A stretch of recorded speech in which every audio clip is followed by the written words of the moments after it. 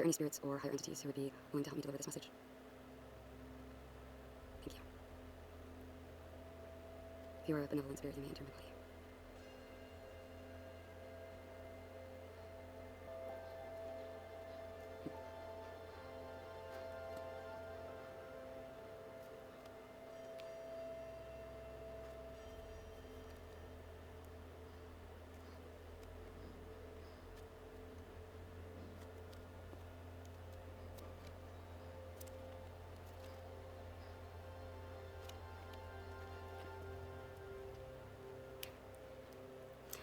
Welcome, Sapient Sapphires.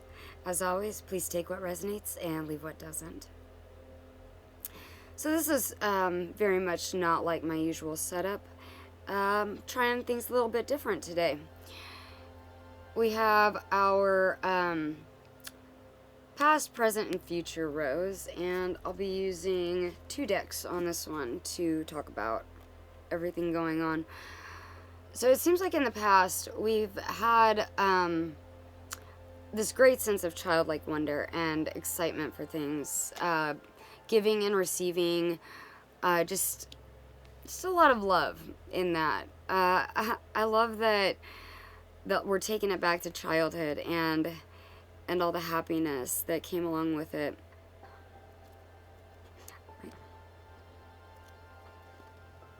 Interesting. Okay, so next down the line, I'll talk about these 2 cards in just a second. Next down the line, we have our actual giver and receiver card as a kind of an adult. We have the 6 of Pentacles. The fact that 2 sixes came out back to back is not typical, but it sometimes happens. 6 might be very important at this moment, including numbers 10 and 7s. So I'll leave that there, and if that's for you, you'll know. So we have the scales that are often represented in like the Justice card, and well, you can see them in Lady Justice, the statue, and the figure, I guess, as well. This guy is picking and choosing who is worthy of receiving and who's not worthy of receiving. So there's a little bit of a holding back energy, but it's because this person seems to kind of intuitively know, or maybe possibly not so intuitively know, who they should be giving their resources and perhaps money to, and who they shouldn't. Next down the line, we have the 7 of Swords, and this one is so inwardly it can be called our self-sabotage card. Outwardly, which is really what I'm feeling up here, this has been either someone or a group of someone's who have tried to strip you of this happiness, from the happiness that you developed in childhood all the way to adulthood, where you had a little more discernment on who you should give what to and who you shouldn't give what to. The 7 of Swords is kind of that unworthy person over here who's just kind of like, but please, but can I have some more, please? And it's not that that's a bad energy, but it's that this person in this card has figured out that one of them can be trusted with these gifts and the other not so much, going back to the scales of justice and everything. And yeah, there's a lot of maybe you want to call them energy vampires, maybe you just want to call them happiness thieves. I'll say happiness thieves. We also have the happiness thief up here. So with sorry, let me backtrack that. We have the 7 of Wands up here. So the 7 of Wands is is our like get back card. This is my happiness. You're not getting any of it. It's trying to keep all of these ughs away. And it's coming up in the position between your childlike wonder and God, fake hair is getting in the way again. Your childlike wonder, and when you have developed more wisdom to be able to see the truth behind it. In this card, you have this little guy kind of free falling through a void. Once again, the song's coming into my head, but I'm not going to sing it. I will spare your earlobes today. It also kind of seems like this person's getting like a jolt of electricity, like, this is your passion. You must protect it. And that's kind of really what I'm words. Anyway, so the trick is how to get through the riddles to be able to actually get from one place to the other, to where you're going. This one popped out between your giver, but not quite receiver card. I'll say your more wise giver. And then your happiness thief. The Chariot is urging you to ask yourself why these happiness thieves keep coming into your life, why they keep trying so desperately to steal this happiness from you. And it could be something that you're putting off. Okay, let me rephrase that. It could be something that how do I phrase that? I don't know. Editing me will take care of it. Let's move on to our now pile. We have the Three of Swords. So something is really bothering you, really upsetting you. Typically that's kind of like indicative of a heartbreak. Maybe these happiness thieves have finally gotten to you that much. With the middle card down this aisle, we have the Moon. So we're talking a lot about the intuitive nature of kind of feeling out a person before you allow them your energy. But we're talking about illusions as well, because some people can be very deceptive. As like this is the Deceiver card outwardly in the tarot, just as much as it's, inwardly the self-sabotager. This one can be kind of the same thing, because you have the little crustacean coming out, and while these two are distracted, barking at the moon, the little crustacean is about to steal their path for them, for them. It's about to steal their path out from under them, I'll say. So, I feel like the person that, whom this will resonate for, you have to try to alchemize that pain and try to decipher those riddles in life before you can move on to the next energy. But right now, you have it seems like a lot of stuff to kind of scrounge through to see what's an illusion and what's not. Who is good to have in your life and who possibly isn't. Our next card in this is the Queen of Cups. So, she is fixated on what I'm calling a Master Chalice. I know that's not the actual name for it, but I'm going to call it that. We have these two little angels on the side, which always makes me think that we're talking about divine protection when this card shows up. We also have like little cherubs, 3 little cherubs. So number 3 could also be very important, as we have a 3 up there. This has what's XVIII, so 3 eyes in that. So yeah, 3s could also be a pretty important number. So right now we have 3, 6, 7, and 10. So, that's interesting. But yeah, anyway, back to this card.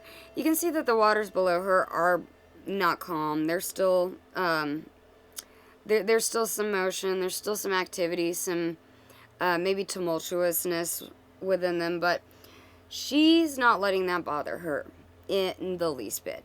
She is a kind of one with her emotion. She's one with her intuition. And that, I think, perfectly sums up what needs to happen with the moon to the Queen of Cups. There is an illusion that is in your life, or a set of an illusion. Let me get this right. A set of illusions in your life. A set of illusions. Hopefully I said that. And the Queen of Cups is the energy that you'll be moving into once you figure out exactly what all those illusions are. She can see past the illusions, whereas in the moon, they're ever present. I also want to point out that this shows up in a couple of cards. These little kind of flame looking like embers, not embers, what would I call them? Little flame shots, I'll say. So these are actually drawn in that specific way for a specific purpose. They are actually representative of Yod in the Hebrew alphabet.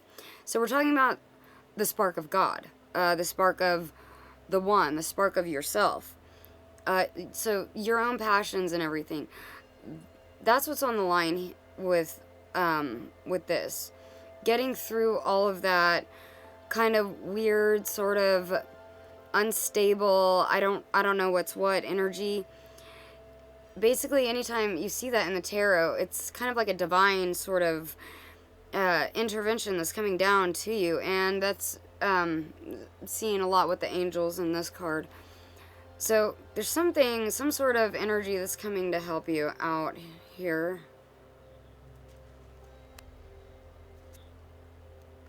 Okay, and then the ones I just pulled, between the Three of Swords and the Moon, we have the Knight of Wands.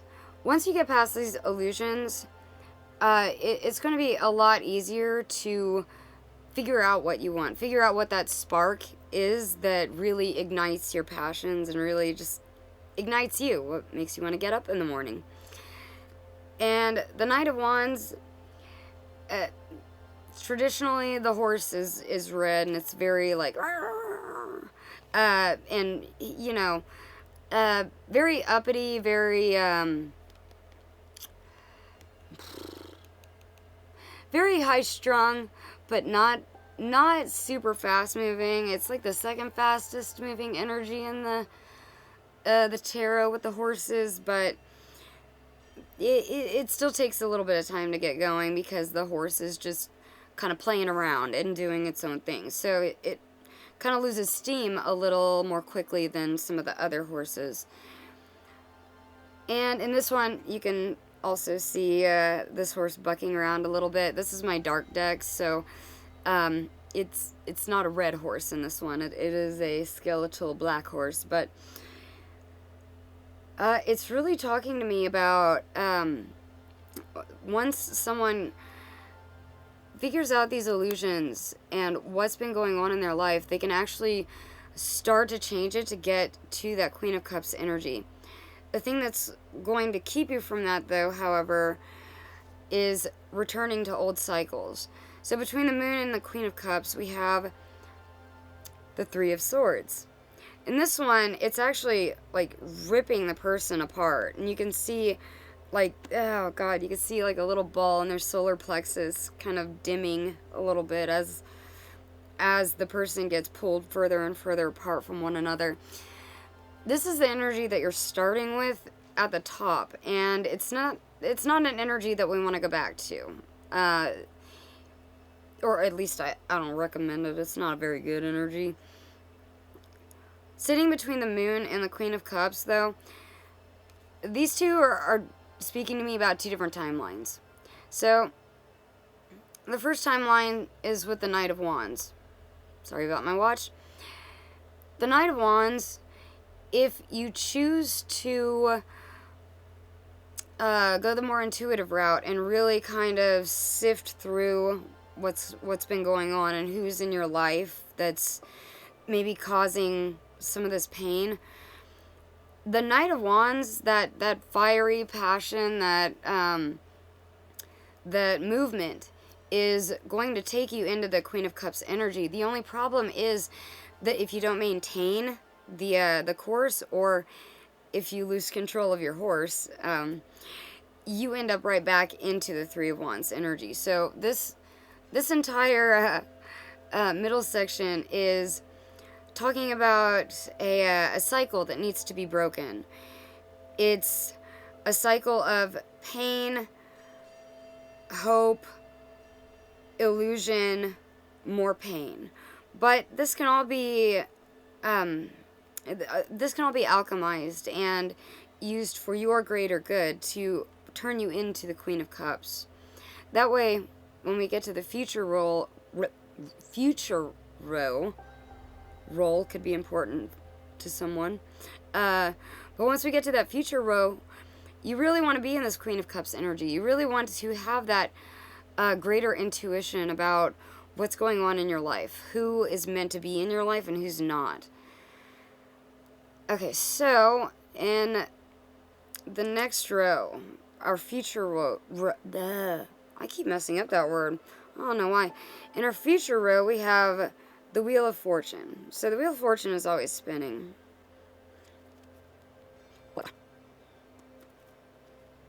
Okay. All right, let me start over from this one. This future row right here, we have the Wheel of Fortune, which is an awesome card to get. The Wheel of Fortune is always spinning, and this is actually kind of if you know much about mythology, your Hathor card. So we see at the top we have the riddles of the universe right there, and kind of exemplifying what the Chariot is about with the two Sphinxes in the normal deck, normal Rider-Waite-Smith, where you have a black and a white Sphinx, talking about the duality, but also talking about the riddles of life that you kind of have to figure out to be able to move forward on the wheel, or else you keep getting stuck on the wheel. And we all went off that ride at some point. So the wheel starts with the riddles, and then we find our wisdom with the snake. And then we have our lovely little dog companion. It's kind of reminding me of is it Anubis right now? Editing me will take care of that if it's not. But we have our dog companion right now, but we have our dog companion. And typically dogs in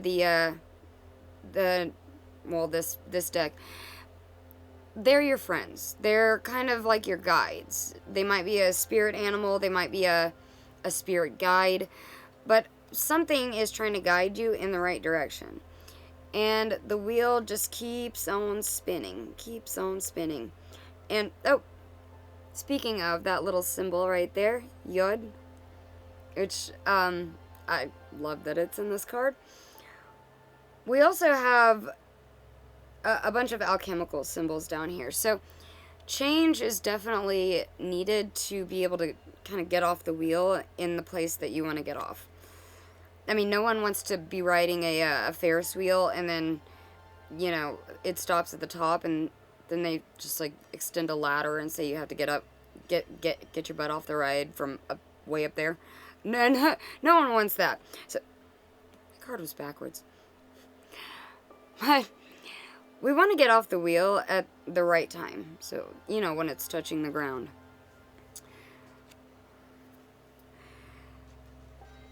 Next in this row, we have the Ten of Pentacles. So this is kind of like our happiness legacy kind of card.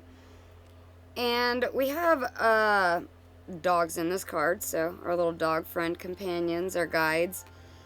We have several different generations, three different generations, bringing me back to the number 3 again. We have the grandfather. It looks like the a mother and father, and then we have our kid down there. And this is really talking about planting roots that'll last, planting roots that will provide for future generations, creating a legacy that is bountiful and it can't be easily knocked over, like the Tower card can be easily knocked over.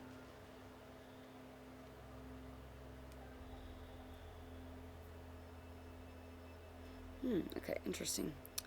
I'll deal with that one later. So, in this row, between our Wheel of Fortune and 10 of Pentacles, we have kind of our community card, the 3 of Cups. So, once again, another 3. This one's really talking about, like, friendships and, as I said, community and getting involved. And I feel like that's really great to have between that Wheel of Fortune and the 10 of Pentacles. It's telling me that someone might need to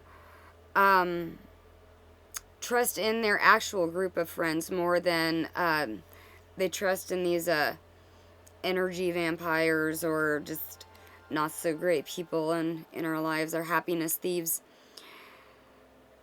The community is your community. It's your new community, not this past community that you've dealt with before. Because remember, we're getting rid of that old ick, and we're moving into the good stuff. We're breaking this cycle in the middle here. That's the ultimate goal. So the 3 of Cups between those is absolutely amazing. It's telling me that to get to that place where you can have that family and legacy and like just whatever it is you desire, it might take a village to do it. It might take a couple of real friends. It might take I don't know, this could even be like an internal thing with yourself. But really, things are going to be opening up, and that's really amazing. I love this side of the table. Not so much this side, though. Our next card is our wish fulfillment card. We have the 9 of Cups, and this guy, I love him. He's just sitting there looking all happy and content and impressed with himself. But really, he should be, because he worked his ass off to get to where he is. And now, like, all of his cups are full, all 9 of them. And he gets to make a wish. He gets to have that happy life that he wants. Between the 10 of Pentacles and our wish fulfillment card, our 9 of Cups, we have the 2 of Wands. This is talking about not just dualities and the merging of dualities, but also kind of like how the aces are talking about new beginnings.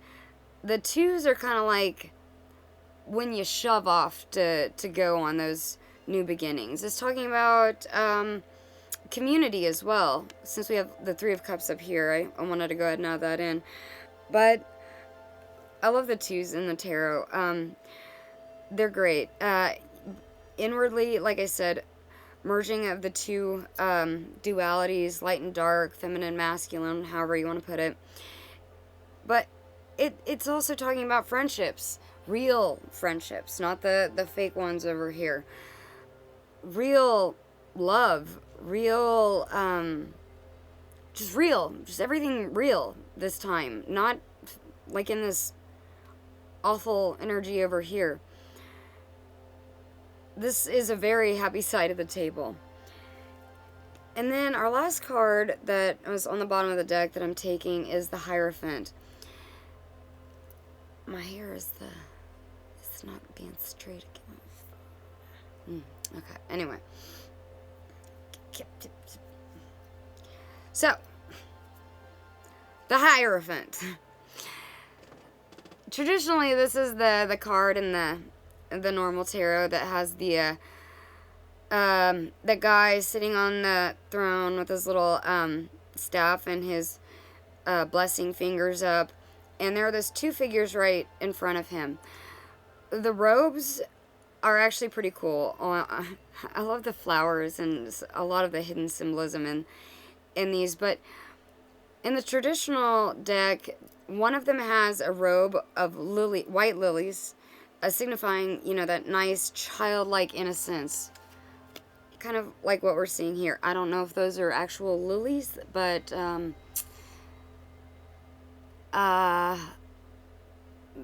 they're white. They still talking about innocence and childlike wonder. And then on the other guy's robes, they're red roses. So we're talking about that passion that blooms from life, from finding out what we want, what we need in life. Down at the bottom of the card, we have the keys that either loose or the keys that bind. And it's really saying that you're blessed in whatever you're going to be doing.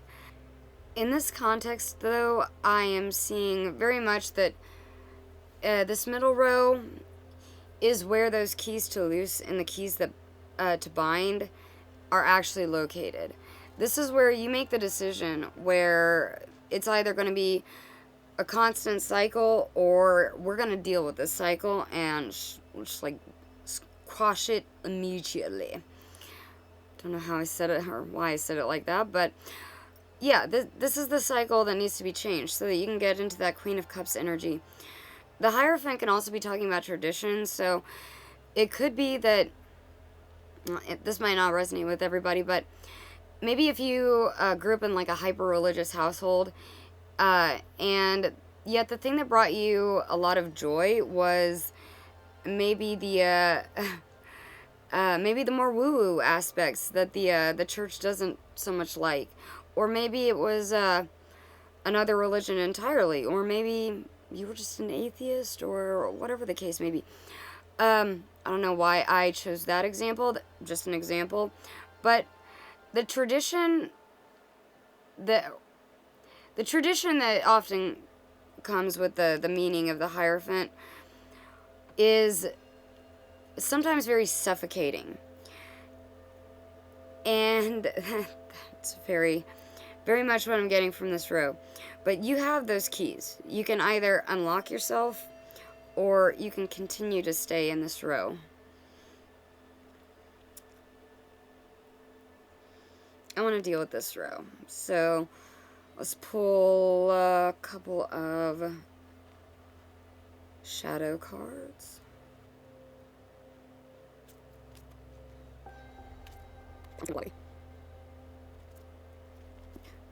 Okay, so going back to the whole idea of tradition or happiness vampires, I want to,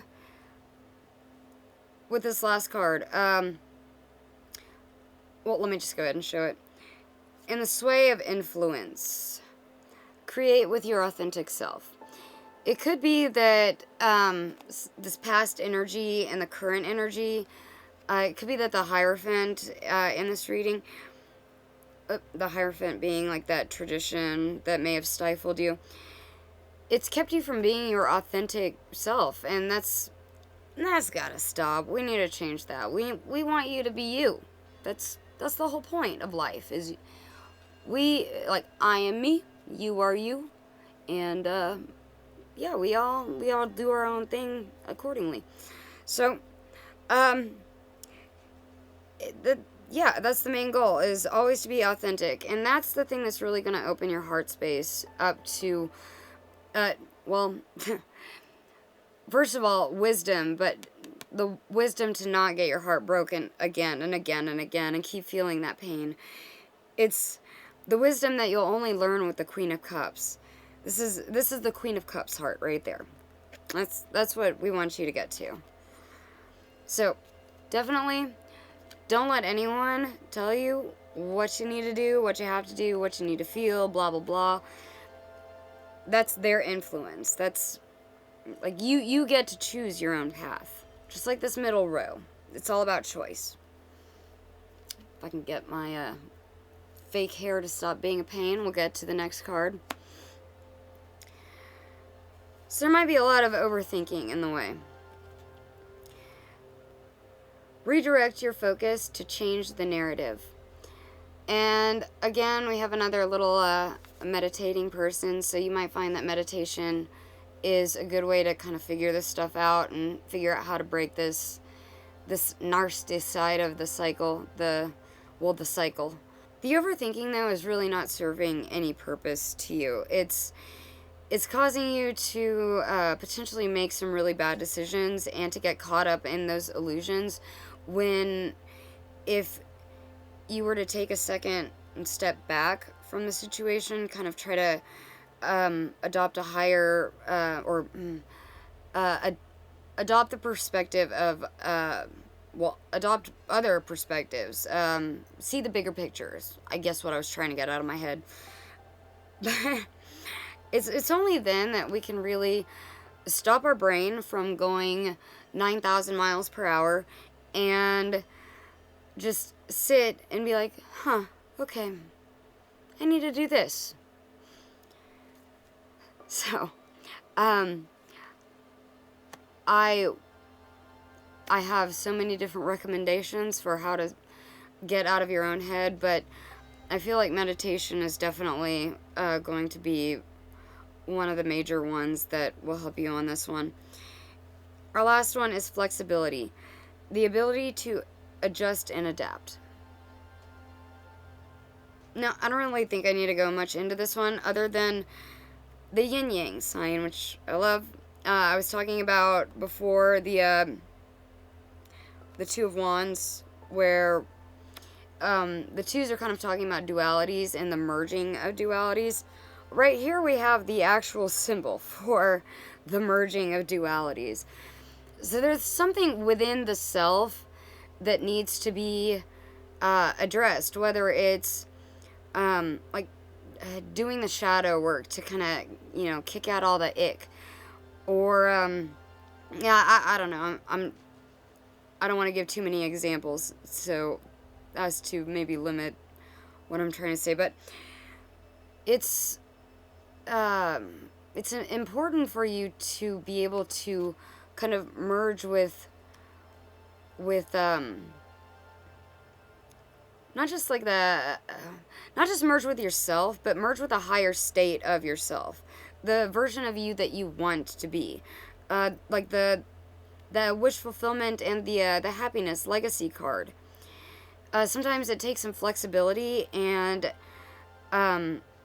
adjustments to be able to get to that, especially to get off the wheel, and instead of continuing to turn with you on it. And with the numbers thing, I'm going back to the numbers for this because synchronicities are off the chart in this reading. We have, let's see if I can hold these at the same time without dropping them, but we have card number 3, card number 6, and card number 7. The only one we're missing is card 10 at this point. And then we'd have a friggin' Yahtzee with all those repeating numbers. But oh man. This feels like a very heavy reading, but the outcome after the cycle has been broken is absolutely amazing. I love it. Let's see. Let me get an alchemy card to finish it off, as I feel like there's a lot to be done in this space. I keep talking about the symbolism of the red and white in the tarot with like the flowers and stuff, and what do we have come out other than Flor Sapientum? I have no idea if I'm saying that right, but the red and white rose. I love how things work out sometimes. Alright, let's read this. I have to figure out my Roman numerals. Okay, that opened right to the page. That was lucky for me and everybody else. Okay, so Flor sapientum, and sapient or sapiens, it's that actually means wise in Latin. So I kind of find that interesting. The snake is a symbol of wisdom, and in this guy, it's red. So we're talking about like wisdom that came from passion, or maybe passion that came from wisdom. I'm not sure. Let's go ahead and read the card, shall we? Flos sapientum, the white and red rose, or the red and white rose. Sorry, read that backwards. Vital force, arising, awakening. In the laboratory, the merging of red and white is an exquisite moment. It means something is coming to life before the alchemist's eyes. The pristine white of the rose is not threatened by the blood red pigment. Their mixing does not make pink. Rather, each color remains vibrantly itself, expressing its... I'm going to start that sentence over again. Rather, each color remains vibrantly itself, expressing its message. Okay, let's try that third time. Did I lose my place? Oh, yeah. Rather, each color remains vibrantly itself, expressing its message. Like the rod of Asclepius. Oh my goodness, I was not ready for that one. Like the rod of Asclepius, representing health and vitality, Flos sapientum appears to signify the awakening of the physical as a gateway to the spiritual. Without the body, spiritual teachings remain conceptual, not yet integrated into the everyday. This card encourages the alchemists to honor the body as the temple each and every day, observing it, listening to it, mining it for information and guidance. At its height, this card signifies a mastery, a uniting a body to serve the soul's purpose, as seen in the likes of dancers, athletes, and during the birth process. To ponder, a white rose becoming red. Oh, okay. So speaking of meditating, we have a little bit of yoga here. Kind of goes into a little bit of symbols we have. So in esoteric yoga practices, one may understand this card as Kundalini rising, or the activation of what in Sanskrit, oh my god, my contacts, okay, hold on, I'll be able to see again shortly. In esoteric yoga practices, one may understand this card as Kundalini rising, or the activation of what in Sanskrit is called the Ida, Pingala, and Shushimna Nadis. I'm very sorry for butchering those words. I'll try to put them up on the screen so that people can actually understand me. I really love that this card is ending our reading because we have that little gold nugget in the very center. And while I oftentimes see it as the person I'm reading for, this time I'm actually seeing it as that Kundalini space. It could be that activating that Kundalini chakra and just activating all the chakras, doing some yoga, doing some meditating, taking that dive into those deep waters called yourself. That's really going to be the thing that brings you to that happiness, that makes you wiser, that gives you that intuitive edge, like the Queen of Cups is trying to give you over here in this we need to change row, but or we need to change it row, the change of the cycle row, I should say. But yeah, this was awesome. I love this reading. It might seem a little dark over on this side, but we have a whole row of happiness over here as long as we can get through this cycle. And yeah, I really hope that this helps whomever it's meant for, and I wish you the best of luck. Thank you for watching, and if you resonated with the message, or if you just found me the slightest bit entertaining, if you would give a girl a like and subscribe, I would really appreciate it. Thank you. Bye.